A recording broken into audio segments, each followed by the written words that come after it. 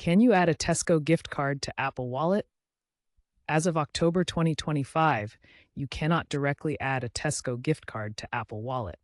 This means you can't scan the card, check its balance, or use it for payments directly within Apple Wallet.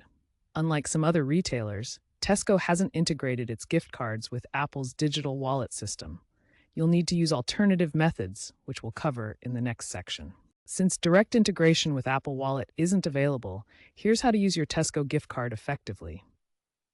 To check your balance, visit the Tesco website at tesco.com/giftcards or use the Tesco Store app. Enter your card number and PIN to see your current balance. For purchases, you can present your physical Tesco gift card at checkout or use the Tesco Store app to generate a scannable barcode for both in-store and online purchases. At Tesco stores, scan your card or app barcode at the self-checkout stations or regular tills for quick and easy redemption. The Tesco Store app also lets you generate barcodes for easy scanning at checkout points.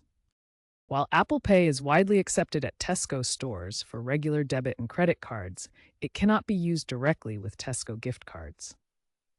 Some third-party apps allow creating custom passes for your gift card, but they don't have official Tesco support and lack real-time balance updates.